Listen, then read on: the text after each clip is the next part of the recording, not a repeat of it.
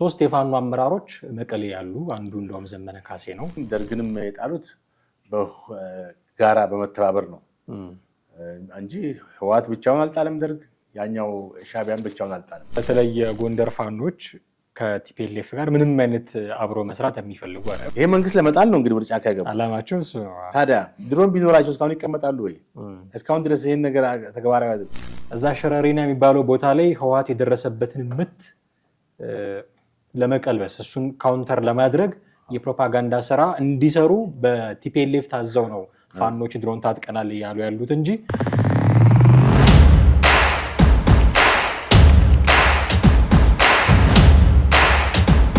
ሰላም እንዴት አላችሁ ውድ ቤተሰቦቻችን? ይህ ዘኢትዮጵያ ነው። ጥላሁን አክሊሉና ማህደገፋ እንደተለመደው በወቅታዊ ፕሮግራማችን ወደ እናንተ መጥተናል። ዛሬ ለመወያያ ርዕስ የምናደርገውን ጉዳይ ያገኘ ነው ከታጋይ ገብረ ኪዳን ገብረ ጻድቅ ከሚባሉ የህወሓት ሰው ነው። ከሰሞኑ አንድ ንግግር አድርጓል። የቲፒኤልኤፍና ሌሎች ኃይሎች ስላደረጓቸው ጥምረቶች የፌዴራል መንግስቱ አደረገብን ስላሉት ከባባ በርካታ ነገሮችን አንስተዋል። የትግራይ ህዝብም ዝግጁ ነው እንደዚህ የሚሉ ንግግሮችን አድርጓል። እነሱን አንድ ባንድ ለማየት እንሞክራለን ከባልደረባዬ ጥላሁን አክሊሉ ጋር በመሆን እናንተም እስከ ፕሮግራማችን ፍጻሜ ድረስ አብራችሁን በመቆየት ተከታተሉን ዘንድ የአክብሮት ግብዣችን ነው። ከኛ ጋር ስትቆዩ ቻናላችንን ሰብስክራይብ ማድረግ እንዳትረሱ ልናስታውሳችሁ እንወዳለን። ቪዲዮቻችንንም ደግሞ እንዲሁ ሼር እና ላይክ ብታደርጉልን ብዙዎች ጋር እንዲደርስ ስለሚረዳን እሱን በማድረግ እንድትተባበሩንም በታላቅ አክብሮት እንጠይቃለን። በቀጥታ ወደ ዛሬው ፕሮግራማችን እናልፋለን። አብራችሁን ቆዩ። እንዴት አለህ ትሌ? ሰላም ነኝ እግዚአብሔር ይመስገን አለን። ባለፈው ኬሚካል አሊ ያልክ በቅጥል ስትጠራቸው ነበረ። ገብረ ኪዳን ገብረ ጻድቅ ታጋይ ናቸው። ስለ ጥምረቱ ተናገሩ። ቃል በቃል ጽምዶ የሚል ነገር ዘገባው ላይ አላገኘንም፣ ግን ስለ ጥምረት ኢትዮጵያ ውስጥ ስላለው ጥምረት ሲናገሩ ነበር። አሁን ከፍተኛ ደረጃ ላይ ይገኛል፣ ወደ ከፍተኛው ደረጃ ተሸጋግሯል የሚል ነገር ሲናገሩ ሰማን። የትኛውን ጥምረት ማለታቸው ነው? ሜቢ ከኤርትራ ጋር በአንድ ፓኬጅ ልናየው እንችላለን፣ ግን ደግሞ በየፈርጁም የተለያየ ነው። ቲፒኤልኤፍ ከኤርትራ ጋር ሲያብር፣ ከፋኖ ጋር ሲያብር እና ከኦላ ጋር ሲያብር ሁሉም እንደየፈርጁ የተለያየ ኮዝ ሊኖረው ይችላል። ምክንያቱም የኦላ ኮዝ ሌላ ነው፣ የፋኖ ኮዝ ሌላ ነው፣ የኤርትራ ኮዝ ሌላ ነው፣ የቲፒኤልኤፍም ኮዝ ሌላ ነው። አሁን ጉዳዩን የምናየው ከቲፒኤልኤፍ ፐርስፔክቲቭ ስለሆነ በጥቅሉ እሳቸው ከፍተኛ ደረጃ ተሸጋግረዋል ያሉት ጥምረት የትኛውን ጥምረት ሊሆን ይችላል? እንግዲህ ገብረ ጻድቃን ከዚህ በፊት በኢትዮ በትግራይና በመከላከያ ሰራዊት በተካሄደው ጥምረት ዋና ቃል አቀባይ እንደነበሩ እናስታውሳለን። ሰራዊቱ የትግራይ ሰራዊት ሁሉ እየተሸነፈ እየተመታ ባለበት ሰዓት ሁሉ እሳቸው የድል ዜናዎችን ይናገሩ ነበረ። ከዚህ አንጻር ነው አነጻጽን ኬሚካል ሳይሆን ኮሚካል አሊ ቀልደኛው አሊ። እኚህ ኮሚካል አሊ ምናልባት በዛን ጊዜ ዛሬ 15 ዓመት በፊት ነው በሳዳም ጦርነት ጊዜ ሳዳም ሁሴን ጦርነት ጊዜ የኢንፎርሜሽን ሚኒስተር ነበሩ። የኢራቅ ኢንፎርሜሽን ሚኒስትር ነበሩ እና የአሜሪካ ጦር ባግዳድ ገብቶ እሳቸው የኢራቅ ጦር እያሸነፈ እንደሆነ የአሜሪካ ሰራዊት የተሸነፈ እንደሆነ we destroyed American forces we killed American soldiers ምናምን ታንኮች ከኋላ እየመጡ ነው ከእሳቸው ኋላ የአሜሪካ ታንኮች እሳቸው ሲናገሩ እና ጋዜጠኞቹ የቢቢሲ አልጀዚራ ጋዜጠኞች እየሳቁ ነበር ሲያስተላልፉ የነበሩት በወቅቱ። ልክ እንደዛ ሁሉ እኚህም የታጋይ ገብረ ጻድቅ የህወሓቱ ቃል አቀባይ ባለፉት ከ2013 ከ2014 በተካሄደው ጦርነት ወቅት የትግራይ ሰራዊት እየተሸነፈ ስለ ድል በትግራይ ቴሌቪዥን ይናገሩ ነበረ። ለዛ ነው ኮሚካሊ ያሏቸው። እና እንግዲህ አሁን ወደዚህ ስንመጣ ምንድነው ጥምረቱ ትብብር ወደ ከፍተኛ ደረጃ መጥቷል ተሸጋግሯል ብለዋል እኚህ ኮሚኩ ገብሬን በላቸው። ጥሩ ፍሬዝ አርጋዋልሽ። እና ለረጅም ጊዜ ግን ጠፍቶ ነው እኮ እሳቸው በቃ ጦርነት ሲኖር ነው የሚመጡት ማለት ነው። ጥሩ ፕሮፓጋንዲስት ናቸው። እና ይሄ ጥምረቱ ወደ ከፍተኛ እንትን ተሸጋግሯል የሚል ንግግር እንትናል። ምናልባት በምን ደረጃ ተሸጋገረ እንዴት ተሸጋገረ የሚለው ዝርዝር ሁኔታ አልተናገሩም። እንግዲህ ወደ ምን ተሸጋገረ? በዲፕሎማሲ በንግግር ወይም በስምምነት ነው የተሸጋገረው ወይንስ በቅንጅት ያካሄዱ ያሉት በጦር ግንባር ላይ ያካሄዱት ያሉት እንትን አለ አንድ ላይ ማለት ነው። እስካሁን የታወቀ ነገር የለም። ከዚህ በተቃራኒ ደግሞ ስትመጣ የፋኖ ታጣቂዎች አሁን ፋኖዎችም በዚህ በጽምዶ ውስጥ እንዳሉ ነው የሚነገረው። ከኤርትራም ሆነ ከትግራይ ጋር ምንም ግንኙነት እንደሌላቸው ተናግረው ዛሬ ነው የሰማሁት አይደል? ማለት ፍላጎቱ አለን ግን እስካሁን የተጀመረ ነገር የለም፣ ኦፊሻሊ የወጣ ነገር የለም። አሁን እንግዲህ እስቲ ለማንኛውም እነዛ የፈለጉትን ቢሉም በዚህ መንገድ እስካሁን የታወቀ ነገር የለም። ለማንኛውም ከኤርትራ ጋር የታወቀና ያው በተደጋጋሚ የተገለጸ ነው ጽምዶ የሚለው በሁለቱ ህዝቦች ሳይሆን በህወሓትና በሻዕቢያ መካከል የተካሄደው ስምምነት ነው። ከአንድ ዓመት በላይ ነው የዘለቀው። አሁን ይሄ ጥምረቱ ወደ ከፍተኛ ተሸጋግሯል የሚለው እንግዲህ ምናልባት የኢትዮጵያ ሰራዊት የኢትዮጵያ ምንድን ነው የሚለው የኢትዮጵያ ጥምረቱ ወደ ከፍተኛ ደረጃ ተሸጋግሯል እኮ ጥምረቱ የሚሉት እሳቸው ህወሓት፣ ሻዕቢያና ኦላ የኦሮሞ ነፃ አውጪ ግንባርን ነው። ግን በኦሮሞ ነፃ አውጪ ግንባር በኩልም የተሰጠ ነገር የለም። እንደውም እኮ በእነሱ በኩል ባለፈው ታስታውስ እንደሆነ አዲስ አበባ በር ላይ ይጠብቁናል ብላ ነበረ ሞንጆሪኖ። ለዛ ግብረ መልስ ከኦላ የተሰማው ግብረ መልስ እኛ ማንም ተሸክመን 4 ኪሎ የምናስገባበት ምክንያት የለም። ስለዚህ በዚህ ደረጃ አሁን እነሱ በሚሉት ደረጃ ሪሊ ተሸጋግሯል ወደሚቀጥለው ደረጃ ብሎ ማለት ከባድ ነው። ትክክል። ግን ከኤርትራ ጋር ያለው ግንኙነት ያው ይታወቃል። እሱ በደንብ እየበሰለ ነው። የኤርትራ የጦር ሹማምንት እንደውም በቅርቡ ቡሬ ነው እንደዚህ የሚባል አካባቢ ትግራይ ክልል ውስጥ ሲገቡ ደማቅ አቀባበል ሲደረግላቸው በቪዲዮ ሁሉ እንግዲህ የሁለቱም መወዳጀት ምንም የሚገርም ነገር አይደለም። ምክንያቱም ለረጅም ዓመታት ግጭት ተፈጠረ እንጂ በመካከላቸው ለረጅም ዓመታትም ደርግንም የጣሉት በጋራ በመተባበር ነው እንጂ ህወሓት ብቻውን አልጣለም። ደርግ ያኛው ሻዕቢያን ብቻውን አልጣለም። ደርግ በጣም በከፍተኛ ሁኔታ ለ17 ዓመት ወይም ያክል ከነዚህ ኃይሎች ጋር ሲዋጋ እንደነበረና ኋላ ላይ መሸነፉ ይታወቃል። ሰራዊቱን መበተኑ ይታወቃል። በዚህ ምክንያት ይሄ የሁለት ወዳጅነት ታሪካዊ እንትናቸውም ያለ ነገር ነው። ግን ከዛ በኋላ በኤርትራ ጦርነት መጋጨታቸው እንደገና በትግራይ ጦርነት ልዩነት መፍጠራቸው ወይም ግጭት ውስጥ መግባታቸው ይታወቃል። አሁን ነው እንግዲህ እነዚህ ኃይሎች ማለትም የዛሬ 2 ዓመት በለው ከፕሪቶሪያ ስምምነት በኋላ እንደገና ወደ ቅንጅት ወደ መዋሃድና ወደ አንድ አይነት ህብረት ወይም ጽምዶ ማለት ጥምረት ማለት ነው። እንግዲህ ጽምዶ ማለት ትግርኛ ቃል ነው፣ ጥምረት ማለት ነው። ስለዚህ ግን ይሄ ጥምረታቸው ምን ያክል ኤፌክቲቭ ነው? እሳቸው እንዳሉት አይደለም እንጂ ገብረ ጻድቃን በጦርነት ሽንፈት ድልን የሚያወሩ ናቸው። የትግራይ ሰራዊት እየተመታ እየተሸነፈ ሰራዊቱ መቀሌን ተቆጣጥሮ ባለበት ራሱ ሳይቀር እኮ እሳቸው ይናገሩ ነበር በትግራይ ቴሌቪዥን። ይሄም ፎልስ ፕሮፓጋንዲስት መሆናቸውን ነው የሚያሳየው። ወይም ኮሚኩ ገብሬ ናቸው ማለት ነው፣ እንደ ኢራቁ ኮሚኩ ዋይሊ። እሳቸው ስለ ጥምረት ውስጥ ተሸጋግሯል ስላሉ ሳይሆን በተጨባጭ ይሄን ነገር ሊያረጋግጥ የሚችል ነገር የለም። ምናልባት ከተወሰኑ አሁን ፋኖ ራሱ እንግዲህ ብዙ ጊዜ እንደሚነገረው ፋኖ አንድ ወጥ የሆነ አመራር አለ መኖሩ። እዛም ፋኖ አለ፣ እዚህም የፋኖ አመራር አለ፣ እዛም አለ፣ እዚህም አለ። ከአንዱ ክንፍ ላይ ተነጋግረው ተስማምተው ሊሆን ይችላል። ሌላኛው ክንፍ መናቀው ነገር የለም። በተለይ ጎንደር ፋኖች ከቲፒኤልኤፍ ጋር ምንም አይነት አብሮ መስራት የሚፈልጉ አይደል? በቃ ከጎጃሙም ወይም ከወሎ ጋር ተነጋግረው ሊሆን ይችላል። አላውቅም። ፕሮባብሊ ከጎጃሙ ጋር ነው የሚሆነው። ኦኬ እሺ። ከዛ ጋር ከሆነ እንግዲህ አንዱን ክንፍ አግኝተው አነጋግረው አማኑኤል አሰፋም እኮ በእርግጥ የወልቃይትን ጉዳይ ሲያነሱ መንግስት ነው እንጂ እምቢ ብሎ ያስቸገረን የፋኖዎች ፈቅደውልናል ውሰዱ ብለው ፈቅደውልናል ብለዋል። የጎንደሩ ቢካላቸው የጎጃሙ ፋኖ ሊሆን ይችላል የፈቀደላቸው ማለት ነው።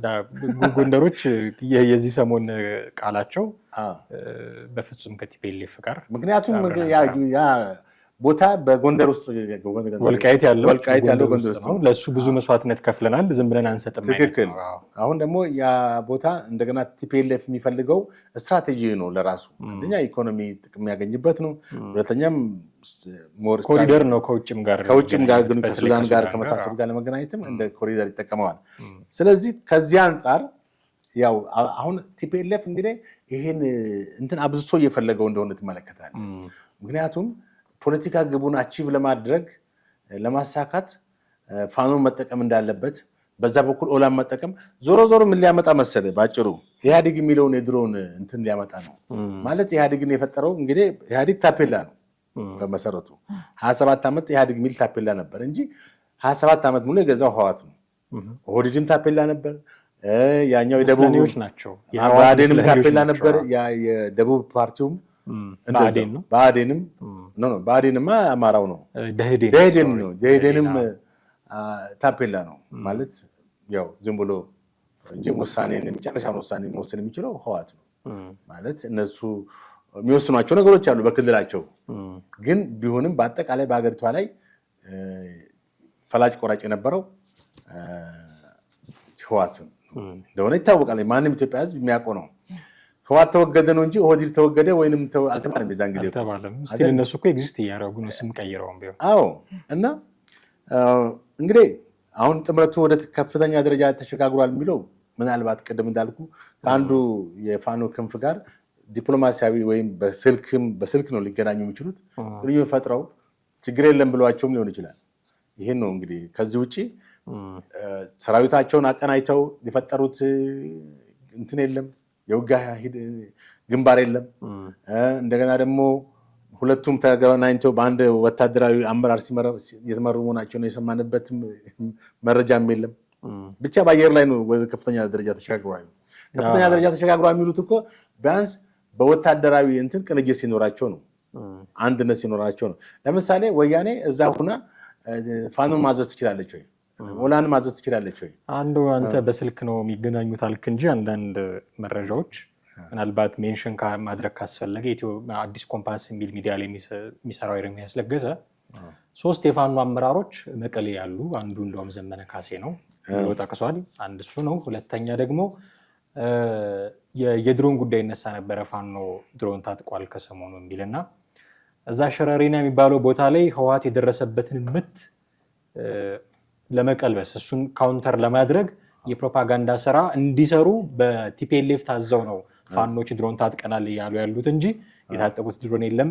በዚህ ደረጃ ከስልክም ያለፈ ንግግር መቀሌ ድረስ የሚሄድ ተወካይ ያላቸው እና ትዕዛዝ ደግሞ እንዲህ ብላችሁ ዜና ስሩ የሚል ደረጃ ሁሉ ደርሰዋል የሚሉ መረጃዎችም እንዲሁ ይወጡ። በጣም ያስገርመው እኔ ፋኖ ድሮን ታጥቋል፣ ቲፒኤልኤፍም ድሮን ታጥቋል የሚል ሰምቻለሁ።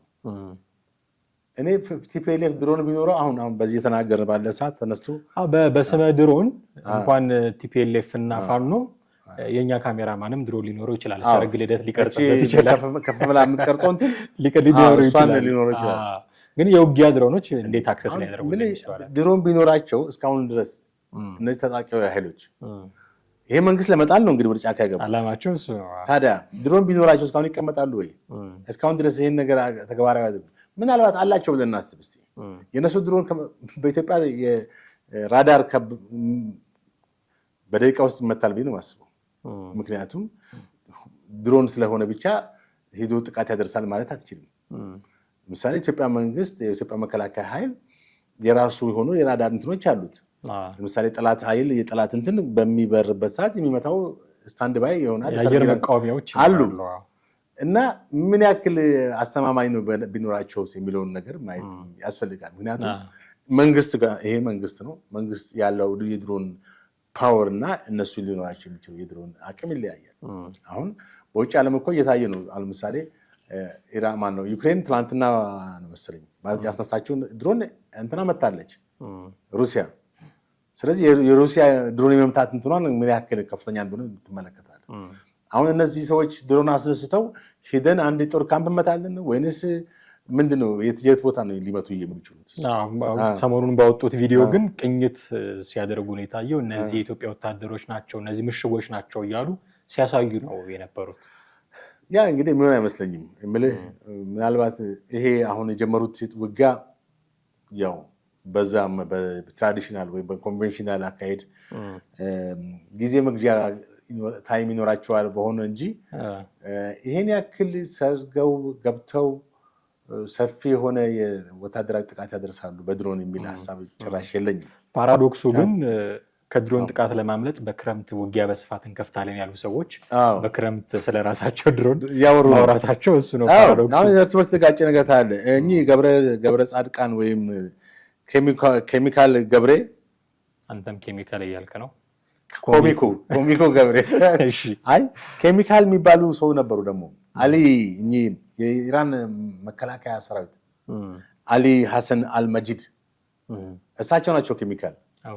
እኚህ ኮሚኩ ናቸው እና ሁለቱ ይመሳሰላል። ጥምረቱና ትብብር ወደ ከፍተኛ ደረጃ ደርሷል ያሉት እኚህ ገብረ ጻድቃን ታጋይ የጄኖሳይዱ አብይ አገዛዝ ነው። አሁን በትግራይ ውስጥ ምንድነው ይሄን መንግስት ያው የሚጠሩበትም ቋንቋ ተቀይሯል። አገዛዙ አንድ የውጭ ኃይሎችም ወይም እነዚህን ታጣቂዎች የሚደግፉትም እንትኖች አገዛዙ ነው የሚሉት። የኢትዮጵያ መንግስት የሚለውን ቃል አጥፍተውታል። አገዛዙ ነው አጫውተው በዛ ነው የሚሉት። ጄኖሳይደሩ ነው የሚሉት እዛ። አሁን ደግሞ ቲፒኤልኤፍ ወይም ህወሓት ለትግራይ ህዝብ አጠቃላይ የጄኖሳይደር አሁን ምን በመሰረቱ እኔ አሁን የመንግስት ደጋፊ ሁኝ አይደለም የምናገረው። እንትን ስትለው ጄኖሳይደር በኢትዮጵያ ውስጥ ጄኖሳይደር ተካሂዷል ወይ የሚለውን ነገር ጥያቄ እንድታነሳ ያደርጋል። በኢትዮጵያ ውስጥ ለምሳሌ ከደርግ ዘመን ጀምሮ ያለውን ነገር እንመልከተው። ደርግ በቀይ ሽብርና በነጭ ሽብር፣ ነጭ ሽብር በያፓ የፈጠረችው ነው። ከዛ ቀይ ሽብር ደግሞ ደርግ ነው ያመጣው። ለነጭ ሽብር ምላሽ ነው። ነጭ ሽብርም ቀይ ሽብርም የዘር ማጥፋት ናቸው ብዬ አልልም። ዘር ማጥፋት ዘር የሚለው ቃሉ ስለው አንድን ብሔር፣ አንድን ማህበረሰብ፣ አንድን ቋንቋ ተናጋሪ ለይተህ ስፔሲፊካሊ የምታጠፋበት በዓላማ በቅድ ፕሮግራም አድርገህ አጠፋዋለሁ ብለህ የምትነሳ የዘር ማጥፋት የተካሄደባቸው ሀገሮች አሉ። ለምሳሌ በሩዋንዳ፣ በዩጎዝላቪያ፣ ከዛ በፊት ደግሞ በሁለተኛው ዓለም ጦርነት በአይሁዶች ላይ የተካሄደ የዘር ጭፍጨፋ በአዶልፍ ሂትለር ናዚ ጀርመን ያካሄዱ ጄኖሳይድ አለ። ይሄ ዘር ማጥፋት ነው። በሌሎችም ሀገሮች የዘር ማጥፋት ተካሂዷል። አንድም ማህበረሰብ አሁን በኢትዮጵያ ውስጥ ስንመጣ ደርግ እንግዲህ ጠቀስኩልህ ትልቁ የሰዎች ግድያ የነበረበት ታይም ነው። ያፓ ነጭ ሽብር ብላ ያንን ጥቃት በአብዮት ጥበቃ ሰራዊቶች ላይ በደርግ አባላቶች ላይ ሁሉ ፈጸመች። ያፓም ብዙ ደም ያለባት ፓርቲ መሆኗ ይታወቃል እንግዲህ እንጂ ከደሙ ንጹህ ልትሆን አትችልም። በኢትዮጵያ ታሪክ ውስጥ ለዲሞክራሲ ነው ለምንድን ነው የገደልኩት ለዲሞክራሲ ብለህ ሰው ወይ ለነጻነት ብለህ ሰው አትገልም። ሰዎችን በግድያ ያሉ ሰዎችን በጥቃት ውስጥ ያሉ ሰዎችን ነው ነጻ የምታወጣው እንጂ ለግድያ ተመልሰህ አትገልም። ኤኒዌይስ ሽንቶ እሱን በዚህም ደግሞ የራሱ የሆነ ሌላ እንትን አለው። አሁን በኢትዮጵያ ውስጥ ጄኖሳይድ የኔ አመለካከት ነው አልተካሄደም ብዬ አስባለሁ። በአማራ ላይ ለምሳሌ ጥቃቶች ተካሂዷል። ከደርግ ውድቀት በኋላ በኢህአዴግ እንደገባ በ1983 ይሄ አማራ ላይ ጥቃት የተካሄደ አማራ በመሆናቸው የተገደሉ ሰዎች አሉ። አሁን ጄኖሳይድ የሚፈጸመው የሚገርምህ ብዙ ጊዜ ሰው ለሰው የሚያደርገው አይደለም። አንድ ማህበረሰብ ሌላው ማህበረሰብ ጋር አይደለም። ጄኖሳይድ ብዙ ጊዜ በፖለቲካ ውስጥ ያሉ ኃይሎች፣ በስልጣን ላይ ያሉ ኃይሎች የሚያካሂዱ አንደኛ ፓወር አላቸው፣ ስልጣን አላቸው፣ አቅሙም አላቸው።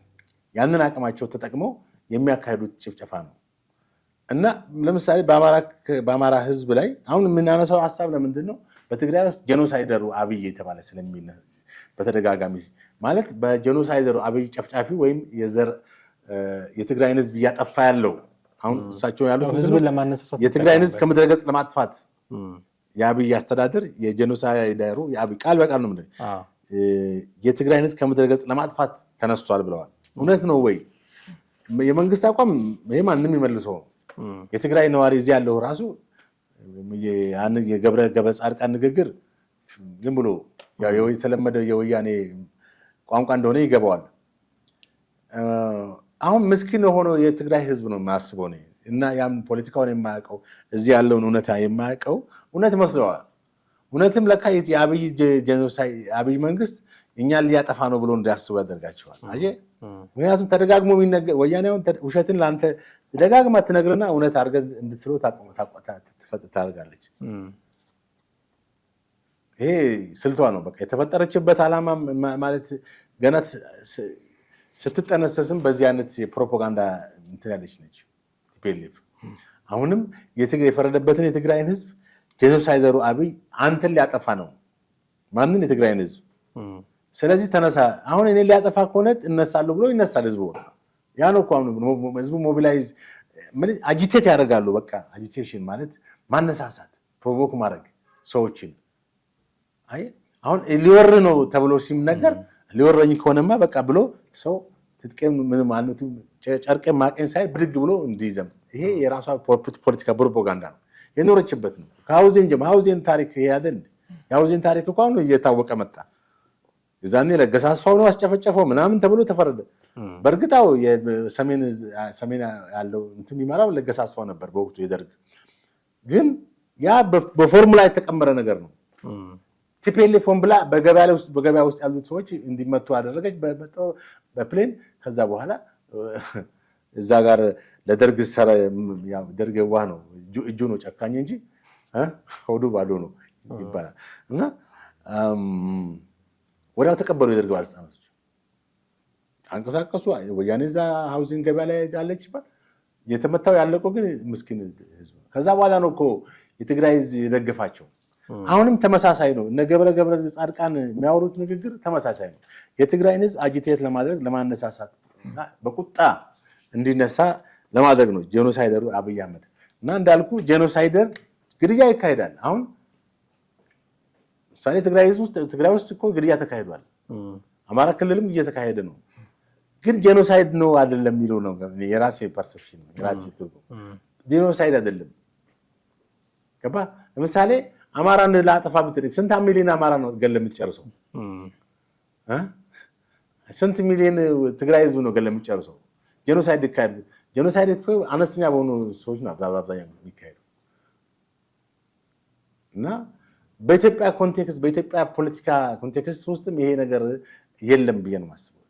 በደርግ አምባገነን ነበር። ጄኖሳይድ ግን ወጣቶችን ገሏል፣ ምሁራንን ገሏል፣ የተለያዩ ማህበረሰብ ክፍሎችን ገድሏል።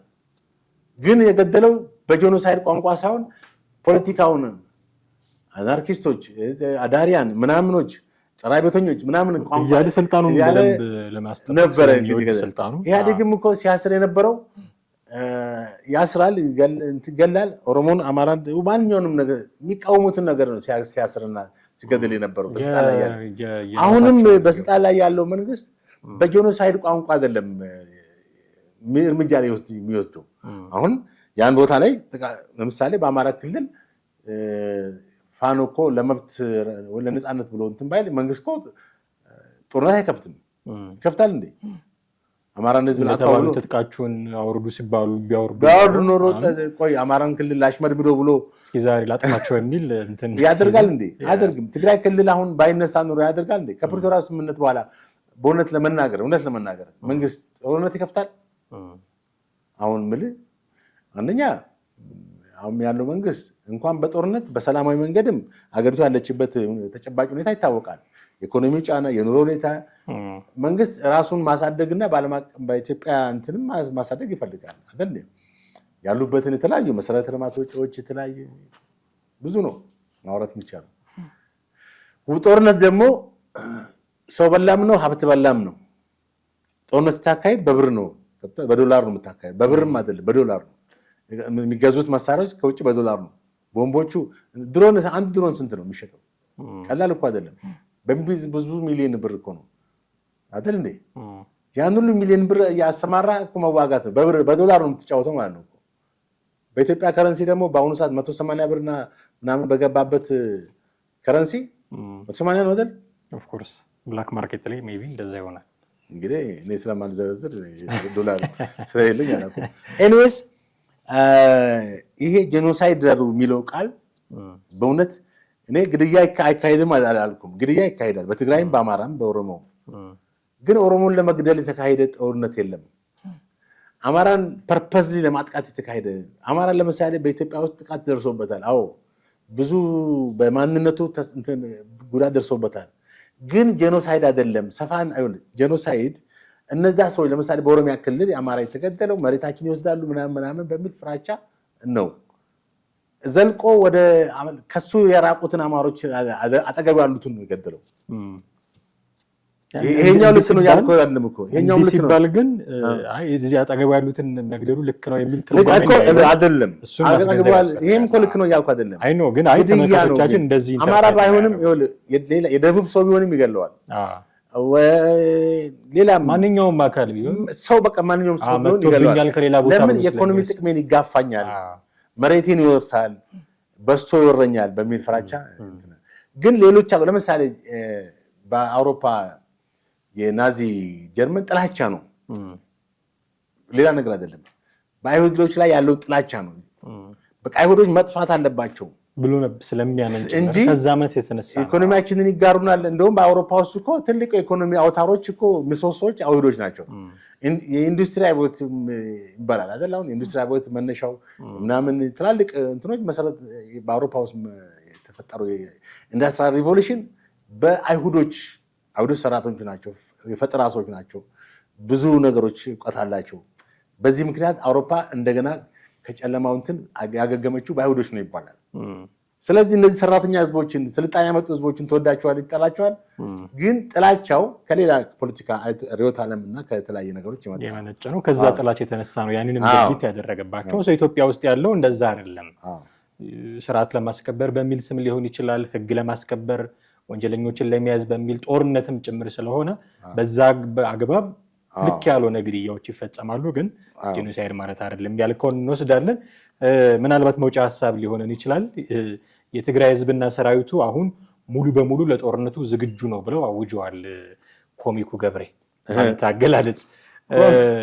እሺ እኔ ሰራዊቱም ላይ ጥያቄ ያለኝ፣ ምክንያቱም ከወራት በፊት የደሞዝ ጥያቄ ሲያነሳ የነበረ ሰራዊት ነው። እነ ጀነራል ምግባይን ቁጭ አድርጎ የእናንተ ልጆች ጦርነት ኃይል ላይ አይሳተፉም፣ የኔ ልጆች ግን ከአባቴ ጀምሮ ያው ጦርነት ላይ የተሳተፍን ነው የሚል ሲያፋጥጧቸው በደንብ ቻሌንጅ ሲያደርጓቸው አይተናል። ስለዚህ ሰራዊቱም ላይ ጥያቄ ያለኝ፣ ግን የሰራዊቱን እሺ ይሁን ብለን እንያዝላቸውና ህዝቡም ዝግጁ ነው ሲሉ ሪሊ ህዝቡ ከቲፒኤልኤፍ ጎን ይሰለፋል የሚል ጥያቄ ማንሳት ይኖርብናል። ቲፒኤልኤፍ የውጋ ኤክስፒሪየንስ አለው ምልህ በውጋ ላይ ሄሮ ነው እያልኩ እነሱ እንደሚያወሩት ጀግና ነው ህዋት እያልኩ እያንቆለጳጰስኩ አይደለም። ጀግና ነን ብለው ያወራሉ። እሺ የሚቀበላቸው ነው። እዛው ተራሮች ያንቀጠቀጡ እነሱ። አሁን ግን እኛ ተራራ ማንቀጥቀጥ ሰው በመግደልና በጦርነት አይደለም። በዚህ በሰለጠነ በ20ኛው ክፍለ ዘመን ብዙ ሀገራቶች በሰለጣኔ ኢትዮጵያን ቀድሜትና በደረሱበት ዘመን ዛሬ እኮ ወደኛ ሀገር የሚመጡት የቴክኖሎጂ እንትኖች በውጭ ዓለም በጣም የቆዩ ናቸው። ለምሳሌ ኢትዮጵያ ውስጥ ሞባይል ባንኪንግ እነዚህ ቴሌብር እኮ የዛሬ 20 ዓመት እንደ አዲስ ነው ሀገር ፖሊሲዮናል። ኬንያ ለምሳሌ የዛሬ 20 ዓመት ሞባይል ባንኪንግ ነበር። የሚገርም በጣም የተለመደ ነበር። ወደ 5-6 የቴሌ እንትኖች አሉ። እኛ ሀገር 2 ነው አይደል ያለው፣ ቴሌኮም እና ሳፋሪ። ኦልሞስት ወደ 10 ገብተዋል ኬንያ በአሁኑ ሰዓት። በብዙ መንገድ ይበልጠናል ጎረቤታችን። ሌላውን ዓለም ብናወራ ብዙ ነው። በቴክኖሎጂ በምን ተራቀው ይተናል። ለምን? ሰላም ስላላቸው፣ ጦርነት ስለሌለን። ኬንያ ምንም ኮሽታ የለም።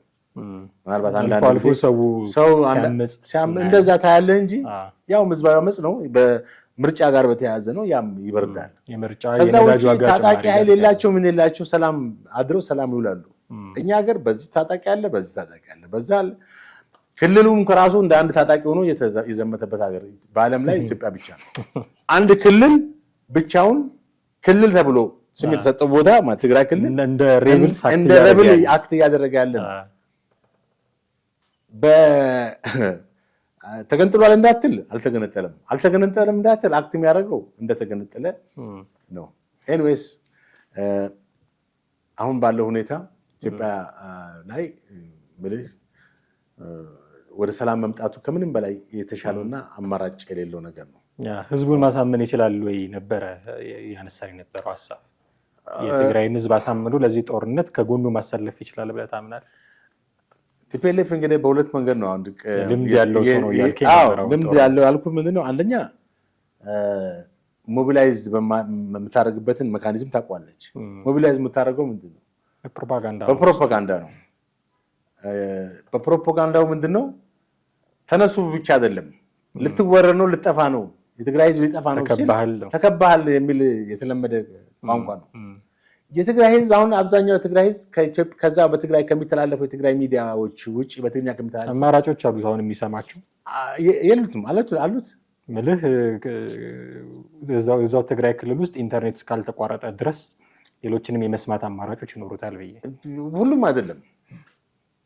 ቢሆንም የቲፒኤልኤፍ ፕሮፓጋንዳ በጣም ውስጣቸው ሰርጾ ገባል። ስነ ልቦና ኢሜጅ ፈጥሯል።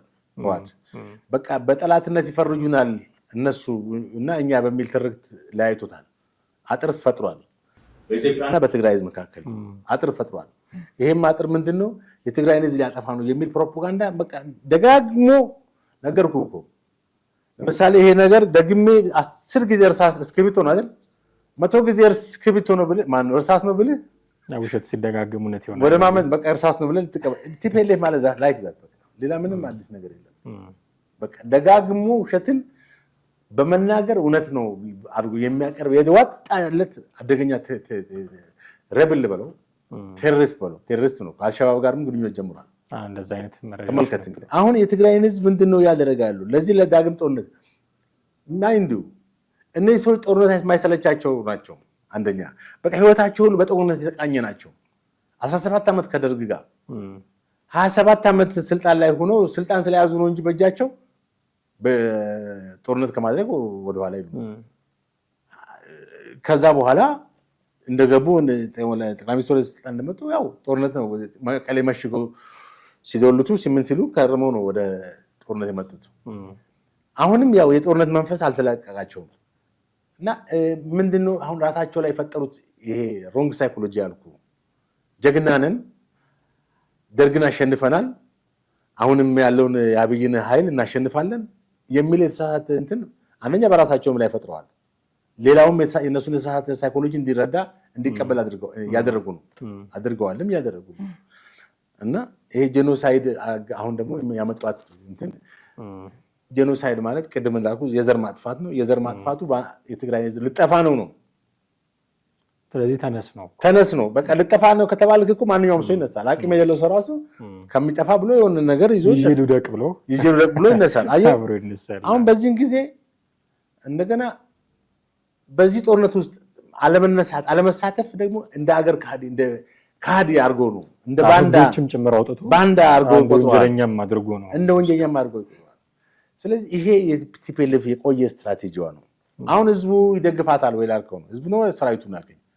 ሰራዊቱ እንግዲህ ተገዶም ቢሆን አሁን ሰራዊቱን እነሱ እንዴት ምክንያቱም ኤክስፒሪየንስ አላቸው ማለት ሰራዊቱን እንዴት ሃንድል ማድረግ እንዳለባቸው አውቃለሁ።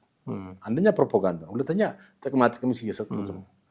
ከውጭ የመጡ እርዳታዎችን ለህዝቡ ሳይሆን ለሰራዊቱ ይሰጣሉ።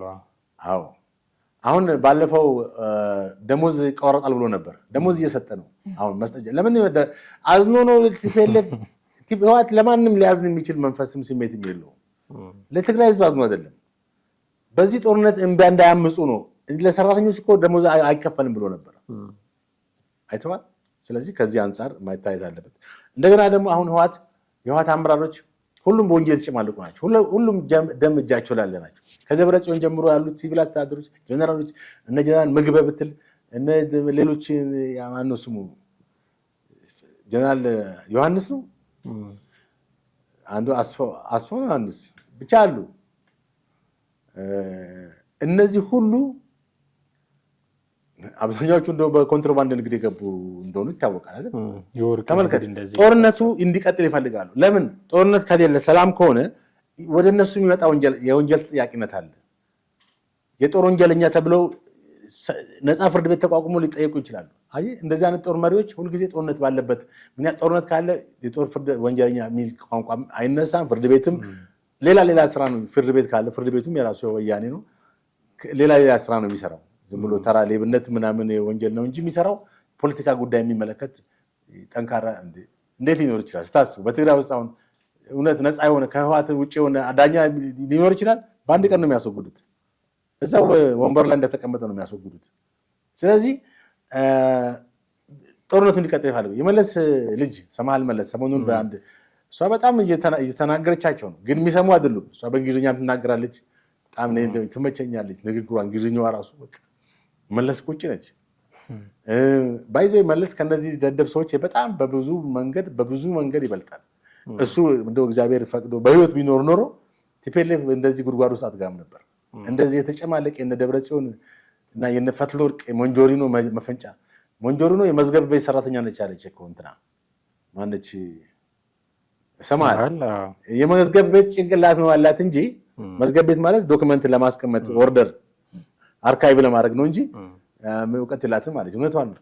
አሁን ምን አለች ሰሞኑን በእንግሊዝኛ አንድ ተርጉ እነ ምግብ አለች ጠቀሰቻቸው እኮ የኮንትሮባንድ ነጋዴዎች ናቸው አለ። ወደ ኤርትራ ወርቅ ያወጣሉ አለች። በኳታር በዚህ በአረብ ኤሚሬት ምናምን ወርቅ ይሸጣሉ አለች። ትግራይ ትልቅ ወርቅ ሀብት አለ። በቃ ይሄን እያካሄዱ ነው የድሃውን ህዝብ ምስኪን ህዝብ እያስፈረዱበት ያሉት። ጦርነት እናካሄዳለን ይላሉ። እነሱ ግን የኮንትሮባንድ ንግዳቸውን እያጧጧፉት እንደሆነ ነው። ጠቅላላ ባለጸጋዎች ናቸው የወያኔ ባለስልጣናት። ስለዚህ የትግራይ ህዝብ እንግዲህ አይ ዶንት ኖ ባለፈው ሰላማዊ ሰልፍ ተካሂዷል። ይሄን ምን ያክል ተከታትለውታል? ያሉ አማራጭ አሁን የትግራይ ህዝብ ነው አሁን ወያኔን ሊያጠፋ የሚችለው። ማን ያጠፋዋል? አትሊስት ድጋፍ ባለመስጠት በቃ መስዋዕትነት መክፈልም አስፈላጊ ነው። እንግዲህ መስዋዕትነት ሲባል እስከምን ድረስ ነው የሚለው ነገር የራሱ ኢንተርፕሪቴሽን ይኖረዋል። አትሊስት ግን ድጋፍ ባለመስጠት ያን ነገር ሊያደርግ የሚችሉ ናቸው። እጅግ አድርጌ አመሰግናለሁኝ ጥሌ። በርካታ ነገሮችን አንስተናል። በጣም አድርጌ አመሰግናለሁ። ውድ ቤተሰቦቻችን እናንተም ከኛ ጋር ነበራችሁ ቆይታ እጅግ አድርገን እናመሰግናችኋለን። የዛሬው ፕሮግራማችንን እዚህ ላይ እናበቃለን። ጥላሁን አክሊሉና አማሃ ደገፋ ነበርን። በሚቀጥለው በሌላ ርዕሰ ጉዳይ እንጠብቃችኋለን። እስከዚያው ግን ቻናላችንን ሰብስክራይብ እያደረጋችሁ ቪዲዮቻችንን ደግሞ እንዲሁ ሼር እና ላይክ እያደረጋችሁ ሀሳቦቻችሁንም ጭምር እያጋራችሁን አብራችሁን እንድትቆዩ ነው መንጋብዛችሁ። የዛሬውን አበቃን። ጤና ይስጥልኝ።